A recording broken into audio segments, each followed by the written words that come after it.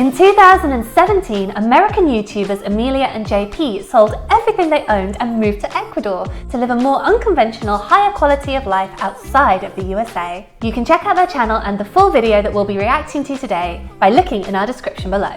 We are two Brits who are living in America, and we have also experienced severe culture shock when coming to live over here in the States. We have watched reverse culture shock videos on other YouTube channels, people who've been gone from their home country for a long time, and to be honest, we kind of thought they were exaggerating. Yeah, we were wrong. After living abroad for over 3 years, we spent a month in the United States, and the reverse culture shock is very real. So in this video, we're going to share the 22 things that we found really weird about the United States after living abroad for several years. And some of them are really shocking. Number 22, our jaws about hit the floor on number 22. In fact, it shocked the whole family. Oh, and don't worry, we are going to get to number 22. Oh my goodness, that is strange. Okay, we're gonna start with number 1, and that was the extremely hot temperatures. It was so freaking hot in both Texas and Kansas. It was 105 degrees Fahrenheit, which is I think over 40 degrees Celsius. We're just not used to that. In Ecuador, the temperature rarely goes above 75, especially in the mountains where we've spent most of our time in Ecuador. And it's so nice. It gets down the 50s at night, the 70s during the day, and that's it. Year round is pretty much always the same. 105? Let me tell you, we're in Arizona and we can easily beat that. Last summer, 2023, Phoenix, Arizona was hit with temperatures of over 110 degrees Fahrenheit for 31 days straight. This shatters the record of 18 days straight in 1974. I was in the UK. I was not. I was here, suffering. Well, and also we have not been in air conditioning, so we were really shocked to be spending all of our time in the air conditioning and just having that dry air just pumping on us nonstop. I forgot how much I disliked that. I don't really like the forced air either, but thank goodness we have it here. It would just be so hard to live without it. But it seems to be on all year round here, even in the winter when it's not needed. And it's so drafty. It's like sitting in a draft. I hate air conditioning when it's not needed. The inside of American houses are so windy because you've got the forced air coming, then you've got the ceiling fans going. It's just like...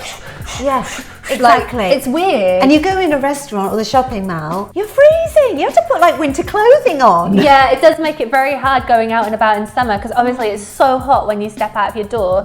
But then you go inside anywhere and it's like sub-zero. Yeah. It feels like it anyway. So you have all your layers with you. Number 2 is all the drug ads, the ads for pharmaceuticals. They're all over television, billboards. We do not see that in Ecuador, and I guess we forgot how much that was just in your face in the United States. Yeah, that was really weird to me. I completely forgot about those obnoxious drug ads and then how they list all the crazy side effects. Yeah, especially at the end of the radio commercials, and it's like 30 seconds of, this may cause death.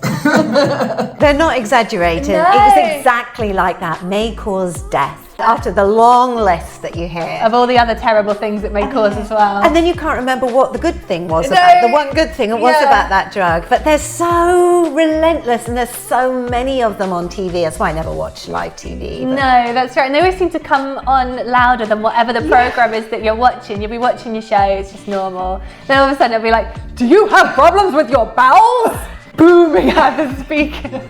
So true. And you don't see that in the UK either, do you? I don't think it's actually legal to advertise. I don't think so. I think only in the United States and New Zealand, I believe, is it legal. Randomly. Number 3 is the fancy highways and bridges. We are not used to that either. Yeah, we've forgotten because driving around Ecuador, it's a lot of 2-lane roads or even some 4-lane roads, but they're not all decked out like they are in the United States. The US, they're very nice. We were very impressed. Yeah, they're decorated. They have emblems on them and like fancy railings and stuff. In Ecuador, they pretty much just slap a slab of concrete with some steel reinforcement over the rivers, and that's good. Some of them don't even have railings, or they'll have just really short railings, or they'll have like metal bars that are like 2 metal bars this far apart. No way, like it's safe. You could easily fall off. But in the United States, boy, they're like Taj Mahal of bridges. The roads are so big. Oh, yeah, that's There's so many really lanes. noticed. Yeah. Yeah, big roads, massive cars.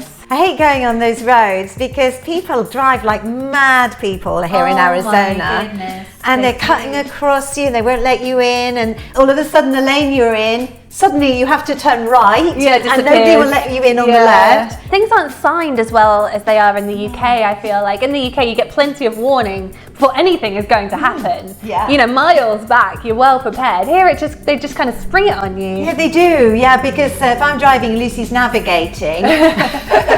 Recipe for disaster. Terrible combination. It's like, oh, I'm really sorry, Mum. We should have turned right there. I know. And when Americans come to England, they can't believe how we drive on our little windy, narrow country roads. Yeah. And we just think, well, it's just normal. Yeah. But to them, that's super scary because in places you can't pass, and if there's a big truck or farm vehicle approaching, it's like... I mean, that's one good thing about American driving. You don't have any of that. And number 7 is the limited public transportation, which we kind of touched on about walking and driving. Unless you're in a city like Chicago, which has an awesome train system and a lot of buses, you're gonna have to have a car. Yeah, their Uber obviously is all over the U.S., but we didn't see a single taxi the whole time we were in Texas or in Kansas, where here we just walk out on the street and hail a taxi. It's so easy. Plus their buses. I mean, sometimes we have to wait for 4, 5, 6 buses to drive by while we're trying to cross the street. And I think we saw maybe 1 or 2 buses when we were in the States. That was it the whole time. Yeah, unless you live in a city like she said, New York or Chicago, the public transport system is usually non-existent virtually. Or really ropey. We chose where we're living here in Arizona because we could walk if we wanted to. Yeah, that's nice. Yeah, we have access from our home to the town, which is walkable. And that's one of the things that I find very attractive. I hate living somewhere where you can't walk anywhere because there are no sidewalks. Yeah, that's awful, isn't it? I do know completely what they mean. Like in the UK, even if you live in quite a small village, you're almost certainly going to have like a village shop where you can at least get the essentials. You don't have to necessarily drive to your nearest town or city. And those villages do often have good public transport to get you to the nearest town and city if you do find you need to go. So you could maybe get by without a car in most places in the UK, I would say. Maybe not all if you live really out in the sticks. Number 8 is that food is really ridiculously expensive in the United States, but alcohol, surprisingly, is super cheap. Yeah, we were really surprised by that because we decided to buy a bottle of wine, and we bought this bottle, the same type we used to buy when we lived in Denver 6 years ago. Was that 6 years ago? Wow. It was the same price. Yeah, the price had not changed in 6 years on our favorite wine that we used to buy. But yet food was, I couldn't believe the food costs were unbelievable. I understand now why people are freaking out so much about inflation in the United States. The price of food has rocketed here, but it has to in the UK. True. But alcohol is dead cheap over here. Whether you're buying it from a grocery store or I was going to say off license, they don't call it off license. No, what do they call it? Well, Total Wine, maybe. Yeah. Or whether you're actually buying it in a bar or restaurant. Yeah, and the quantities in the mixed drink, very generous. Very generous here. And I've never seen such big bottles of like vodka or whiskey or gin. They're massive. Yeah, we get all ours from Costco now. They're here. I could grab go one. grab one. Let me Yeah. see. Go grab one to show. Have you got like a normal bottle and then what's that, a normal No, bottle? I'll have to unplug myself for a second. You're going to lose my sound. But Go grab this one of those so you can see the size. for example, this is the Bacardi. This is the tequila. Is there any normal sizes? This is, I think, a regular Jack Daniels with apple. That's normal to give it some comparability. So I don't have a big whiskey, but yes, I do. Some of everything going on there. Got a well-stocked bar. Well, you can afford to have one, can't you? Yeah, I know. It really doesn't cost us much. This is the big vodka. We get this for me and my stepdad. We're Big Kettle One fans. Oh, it's 1.75 litres. 1.75 litres. I can't remember how much they are though. We'll have to put a price This up. is about $19. $19-ish. Compared to the size of my dog. It's bigger than a poodle. Number 9 is that everything is the same. The roads are the same. The shopping malls, strip malls, restaurants. There's chain restaurants everywhere. Everything is a chain. Everything is the same. It's extremely homogenous. And that was kind of the same between Kansas and Texas. It all looks the same. Yeah, it was really interesting. We have forgotten that because we just don't see a lot of that here in Ecuador. But number 10 is that there are strip malls everywhere. And so I guess it gives you a sense of comfort to know that you can find the same places everywhere across the United States. But then you don't get the diversity, which is kind of disappointing, I think. Yeah, and the variety. I do think there is something about Americans that they just love convenience. Yes. And they love familiarity. I think that's, apart from obviously the profit involved, is the reason why everything tends to look the same. And it can make things very challenging, as we find when we go out in the car together, because you go past all these strip malls and everything's like on the grid system and everything just looks the same. Yeah. You're like, wait, is this the one we turn off at? I don't know. And from state to state. When I lived in Indiana and we traveled to Illinois, everything still looked the same. You could be in either state actually and wouldn't know you'd particularly crossed the border. There's always like a pharmacy, there's always a CVS, and opposite that will be a Walgreens or beside it. So you've just got your choice. And there is a lot of choice, by the way, when you get inside the supermarket or whatever and you're trying to choose which particular toilet roll you want. Well, we get the Costco ones again. I could go and get the big Costco rolls of toilet paper. Yeah, you should. I'll be back. Oh my gosh. Yeah, everything is big in America. That really is. Super size. Hello. I've got kitchen roll. I've got the toilet roll. You can barely lift it. Good for weight training. If you've got a very, very big attack of the Montezuma's revenge or whatever they call it. So it's great value for money. And obviously they don't really expire or anything like that. So there is only 2 of them in their family, by the way. They haven't got, rooms full of lodgers. Number 14 is also that tipping is basically mandatory now. There was tipping for everything. Everything. Yeah, I know some of that came out of the pandemic when the servers weren't making money because nobody could come into the restaurants. Well, that's been kept apparently because it benefited the business and they don't have to pay people anymore. But I just don't feel like it's right that I should have to tip someone who all they did was take my order at a counter. Like they didn't come to the table. They don't serve you at the table, but I'm still supposed to tip? That doesn't seem right to me. The tipping. I completely relate to what they're saying. It's one of my biggest culture shocks here. You have to factor it into almost anything you want to do. Add at least 20% on to the cost of anything, not just eating out.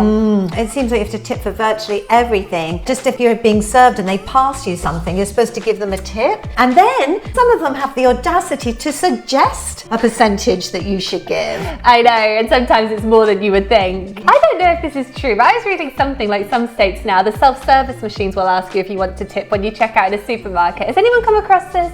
I don't know if it was like a kind of joke article maybe. No, I saw it on a YouTube video that the vending machines were asking for a tip. I mean, really? It's getting out of control, and it's because businesses don't want to pay people themselves. They've realised that they can get us to do it for them. Well, with the vending machine or something, I mean, there's somebody filling it, but I bet they don't get the tip. I'm sure they do not.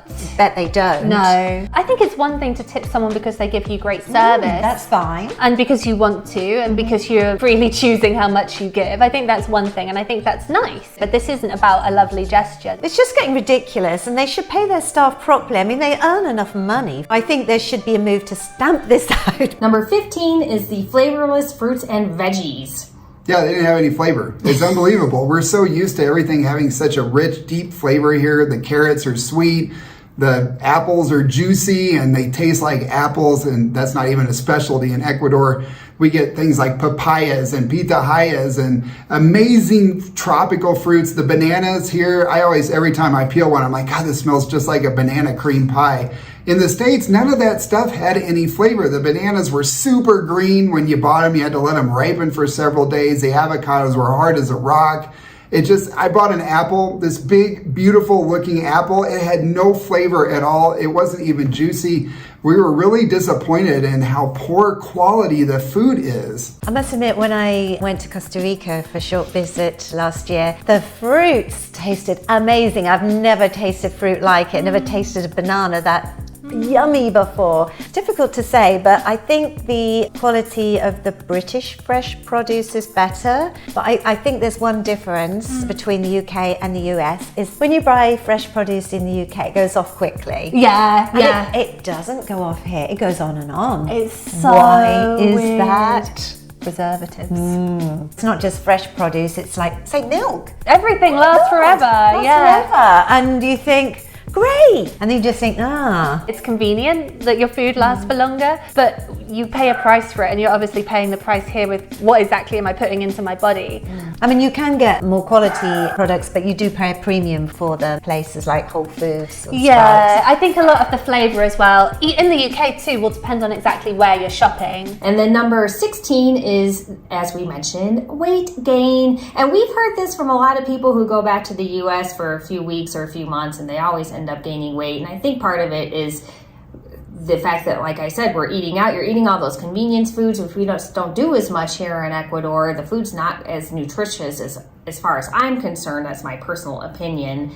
And it's just all those convenient little snacky foods. It's easy to sit here and just reach into a bag and snack away because there's a huge variety. And plus we drive everywhere instead of walk, so we're not burning all those walking calories. Like we walk everywhere. We average like usually 6 to 7 miles a day here in Ecuador. Back in the US, I think we walked about 2 miles, and that most of that was on our morning walks that we took around the neighborhood. I think in the US you have to be really aware of what you're eating and how much you're eating, because it is easy to go overboard without realizing it. And then, as he says, you're not exercising as much during your day. Life can be very static. With these hot temperatures, it's hard to get out and about, and not everyone can afford a gym membership or a home gym and stuff like that. So I think you have to be really aware of how much you eat and how much you exercise. But when you are, it's not a guarantee that you'll put on weight. I'm actually way less in America than I do when I go back to the UK because I'm thinking about it more, and I'm thinking about all these weird stuff that you might put into your body, like I'm reading the labels and stuff like that. I'm trying to be aware because you do hear how unhealthy a lot of the food is in America. Number 21 is that Americans kind of dress a little bit sloppy. Ecuadorians dress nicer, and we've heard from Ecuadorians that they think Americans dress like slobs. And once we were back in the US, we're like, well, yeah, I guess I could see that. Yeah, we dress really casually in the United States. A lot of t-shirts with like prints or sayings on them and stuff, and just like not very nice. We don't dress very nice as a culture anymore. Here in Ecuador, we commonly see men walking down the street in suits. Women are wearing dresses. They just dress really classy and elegant here. And we go back to the States and everybody's in cargo shorts and t-shirts and ball caps. It's just it's a kind of a shocking disparity for us. Yes. I think the world looks at America and kind of thinks this mostly, I would say. Yeah, I think so. Like Europeans do dress up more and have more variety of styles, even when they are being casual. But Americans have got that image, and it is correct in a lot of cases. Yeah, I do think it's a bit of a shame. Don't get me wrong, it's lovely sometimes to just like put on your flopping lounge around. wear. Yeah, you'll see what I wear at home if you think I'm casual now. Yeah. So I do think there's a time and a place for it, but overall I would say that it's a bit of a shame. All right, you ready to talk about number 22? Oh my gosh, number 22. Amelia, see, this one really got Amelia. She couldn't stop talking about this one for like the whole time. In fact, we still talk about this. Number 22 is the pubic hair commercial. I'm still shocked by this. I showed it to my mom and her jaw was like hanging down. She was shocked. I think they were advertising razors. I don't know. It was just the craziest thing I have ever seen in my life. It was like this cartoon about grooming and how TikTokers show you grooming eyebrows and stuff like that. But then you also want to groom your pubic hair. And then they had like dancing pubic hairs in different colors. It was the weirdest thing. We were all of us just kind of blown away. Like, is this how what America has come to? Dancing pubic hairs? I mean, we've been gone for 3 years and it's all fallen apart. Only in America. I know. It's so strange in America. Like, they'll be so conservative about so many things, and then all of a sudden it's just like What? Right in your face. Yeah. In like the weirdest way. I know. Kind of like whenever anything's vaguely sexual, they'll kind of make it cutesy, you know? Yeah. So this isn't offensive because it's so cute. Anyone can watch this with their children.